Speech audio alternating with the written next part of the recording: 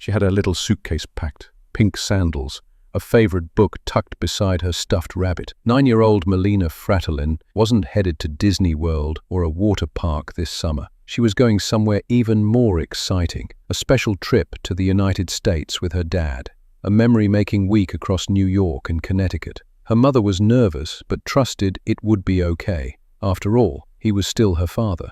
But what began as a summer getaway turned into one of the most heartbreaking and disturbing child murder cases in recent history. A case that's now gripping North America, leaving an entire nation asking, why would a father do this to his own daughter? Melina Frattolin was just 9 years old. Bright, artistic, and full of empathy, she lived with her mother in Montreal, Canada, where she attended a French-speaking elementary school and was known for her love of animals, especially cats. Melina dreamed of becoming a teacher someday, someone who helped others feel safe and cared for. Her parents were estranged. In fact, Melina's mother had held full legal custody since 2019 after a difficult family split. But Melina's father, Luciano Frattolin, still had limited visitation rights and was permitted to take her on short trips. So when he proposed a father-daughter summer vacation through the U.S., Melina's mother, though cautious, agreed. Nothing about him had seemed threatening. He picked Melina up in a rental car, hugged his daughter tight, and promised to return her safely. She never came home. The trip started on July 11, 2025. Surveillance cameras tracked the pair traveling south across the U.S. Canada border into New York. Over the next few days, they visited small towns in upstate New York and into Connecticut. On July 19th, they were spotted by surveillance cameras in Saratoga Springs, where Melina even spoke with her mom by phone around 6:30 p.m. Everything seemed normal. Just 4 hours later, that illusion shattered. Luciano called 911, frantically claiming that Melina had been abducted from a parking area in Lake George, allegedly snatched by 2 men in a white van. Authorities immediately launched an Amber Alert. Highways were searched, drones were deployed. It looked like a tragic kidnapping, but what police discovered next would send chills down their spine. By mid-morning the next day, July 20th, Luciano was no longer cooperating. His story changed. Surveillance footage didn't show any white van. No witnesses saw any suspicious men. And soon, Luciano's phone records, car, GPS, and inconsistencies began painting a darker picture. That afternoon, New York State police officers located Melina's lifeless body, partially submerged under a log in a shallow, remote pond outside Ticonderoga, about 30 miles from where her father claimed she was taken. The spot was inaccessible, hidden and eerily quiet. Melina was still in the clothes she had worn that day. An autopsy later confirmed the horrifying truth. She had died from asphyxia by drowning, and her death was ruled a homicide.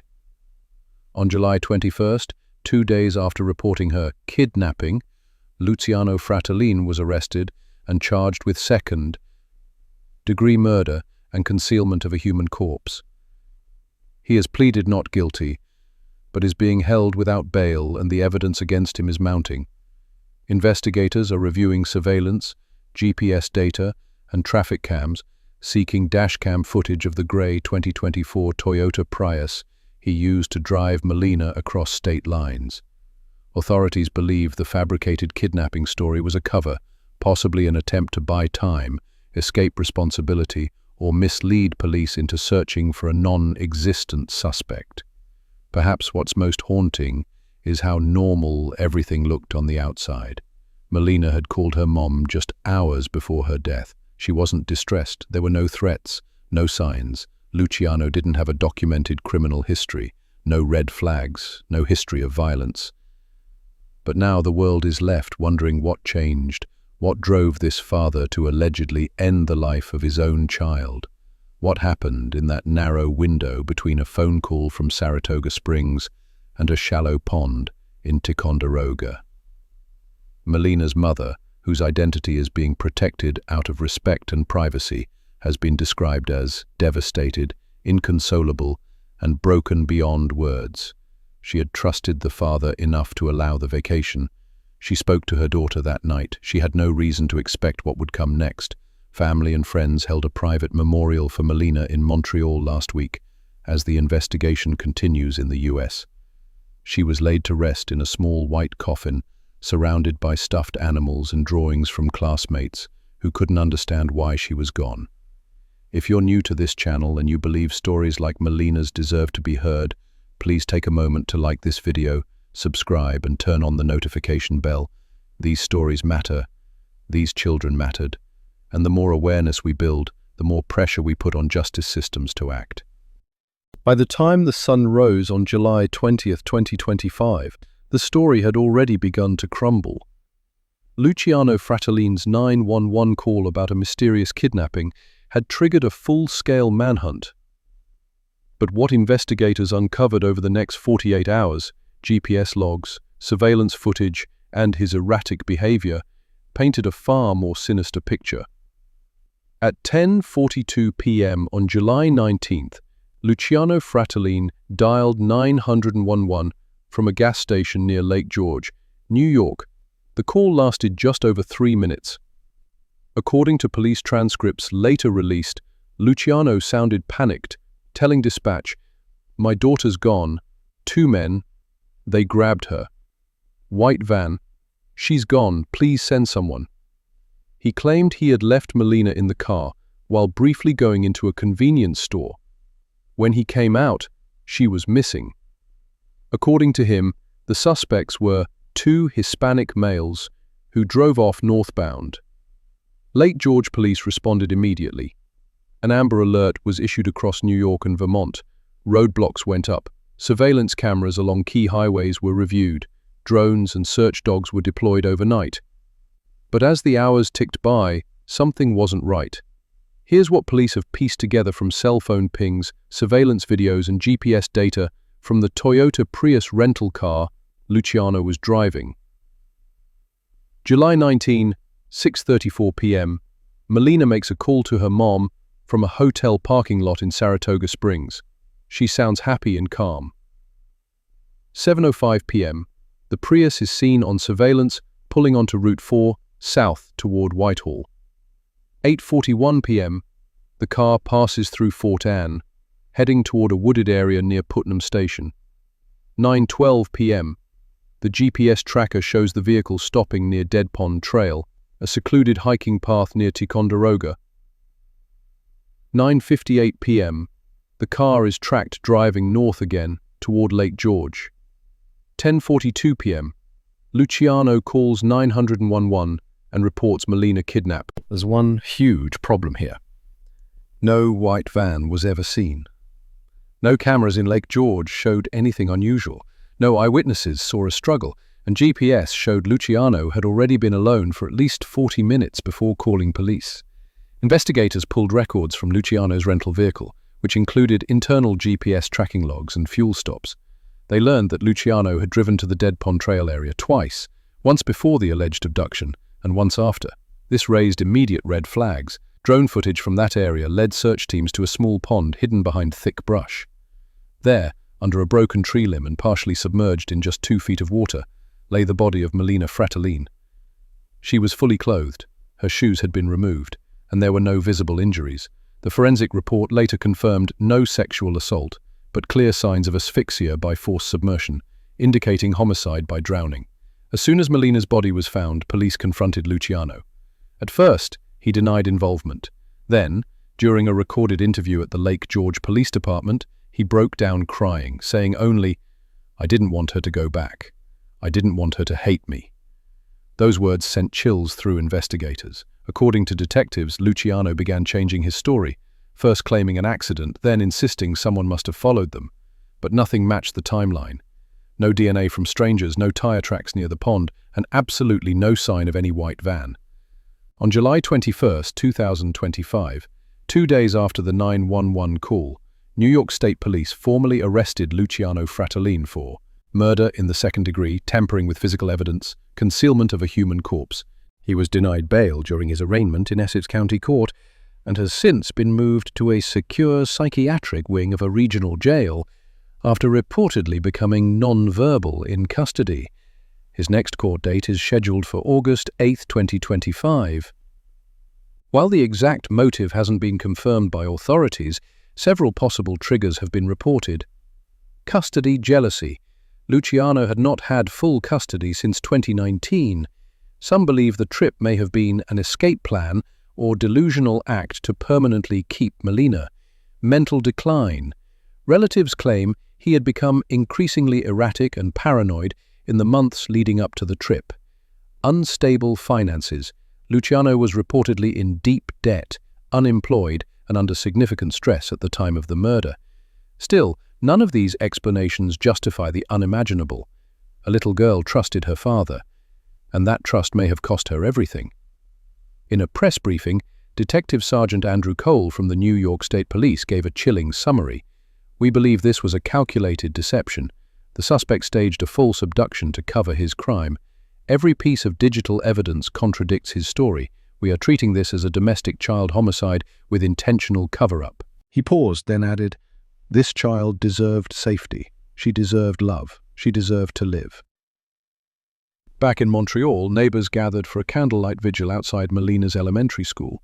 Photos of her smiling face lined the gates. Children left stuffed animals. Teachers sobbed as they described her warmth. One handwritten note read, "Je t'aime pour toujours, Molina. Fly with the angels."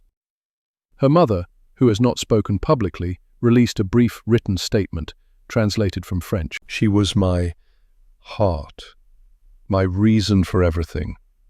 I will never forgive what was done, but I will fight for her until my last breath." In the days following Melina Frattolin's death, the grief spread far beyond the quiet lakes of upstate New York. It bled across borders, from Canadian newsrooms to American courtrooms, from candlelit vigils to social media hashtags. But beneath the tears, outrage simmered, and as legal proceedings began, one question echoed louder than the rest. Why would a father murder his own daughter? Molina's case didn't just stay local. She was a Canadian citizen, murdered while under the care of her Italian-Canadian father in upstate New York, during what was supposed to be a short summer trip. The dual nationality angle sparked intense international media interest. Major outlets like CBC, CTV News, and CNN began daily coverage. On July 22, 2025, just 3 days after her body was discovered, the hashtag Justice for Molina trended in both Canada and the United States. How do we protect our children from the people we trust most? Tweet with over 140,000 likes. A little girl wanted summer memories. Her father gave her a grave. Viral quote shared across TikTok and Instagram. Back in Laval, just outside Montreal, Molina's elementary school held a memorial, attended by over 500 people. Students released pink balloons in her memory. Pink had been her favorite color. Her mother, Clara Desrosiers, remained private, but sent a heartfelt message read aloud by the school principal. To those who loved Molina, "She was my sunshine, a girl with a heart too big for this world. She never deserved this. Please help me remember her, not for how she died, but for how she lived, with laughter, curiosity, and love." Several community leaders, including a representative from Quebec's Ministry of Families, promised to push for reforms around international custody protections and travel permissions for non-custodial parents. As of July 25, 2025, Luciano Frattolin remains in custody at a high-security psychiatric holding center in Albany. Court filings have confirmed the following legal developments. He has entered a plea of not guilty. He is being represented by public defender Elena Marlowe, a seasoned capital defense attorney with a focus on mental illness cases. Prosecutors in Essex County have filed to seek the maximum sentence under New York State child homicide statutes. During a press conference, District Attorney Mark Bellamy made a bold statement. "We will not let this stand. We will bring every resource available to ensure this child's life is honored through justice." The trial is tentatively scheduled to begin in November 2025, pending psychiatric evaluations and forensic reports.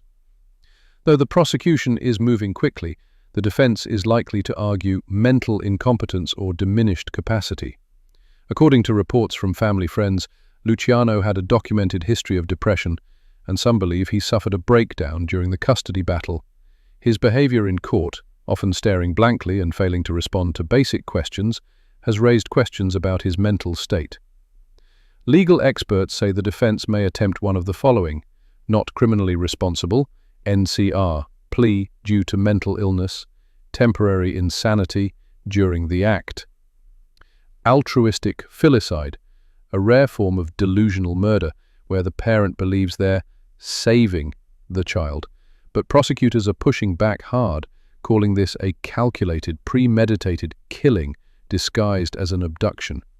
Police and FBI crime labs are now reconstructing the final 72 hours of Melina's life using GPS telemetry, surveillance footage, cell tower, pings, Melina's tablet, which had a partially deleted video diary, digital voice logs from a smart speaker in the hotel room, hotel entry logs and timestamps. There are unconfirmed reports that Luciano may have filmed a message to Melina the night before her death, but its contents have not been released.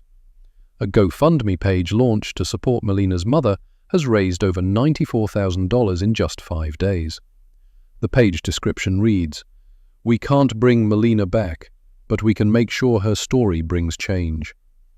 This tragedy has ignited fierce debate around custody enforcement. Luciano had been granted 10 days of visitation, but only within Quebec. Yet he crossed the border into New York without informing the court or the mother. There were no electronic alerts, no border flag, and no follow-up by child services. Canadian lawmakers are now calling for reforms that could include geo-tracking requirements for non-custodial parents, mandatory border alert systems, stronger cooperation between U.S. and Canadian family courts. This case could be a tipping point for international custody laws. More than a week after her death, the world is still learning who Melina Frattolin really was. She loved reading, especially Nancy Drew mysteries. She could speak 3 languages, French, English, and a little Italian. She was fascinated by butterflies and begged her mom to plant a milkweed garden for them. Her teacher, Madame Larue, described her best. She was like springtime, full of hope, always asking why. Her absence feels like winter came too early. Melina was laid to rest on July 26, 2025, at Cimetière Sainte-Rose in Laval, surrounded by white roses, her favorite snack, strawberry yogurt, and a small plush unicorn her mom said she never slept without. This is not just a story of a crime, it's the story of a childhood stolen, of trust shattered, of systems that didn't move fast enough. And it's a story still unfolding, in courtrooms, classrooms, and the broken heart of a mother. Her name may be etched on a tombstone, but her story is etched on the hearts of millions. This wasn't a case about a stranger in the dark. It wasn't a random act of violence. It was a father, a man once trusted, a man given access, not because of danger, but in spite of it.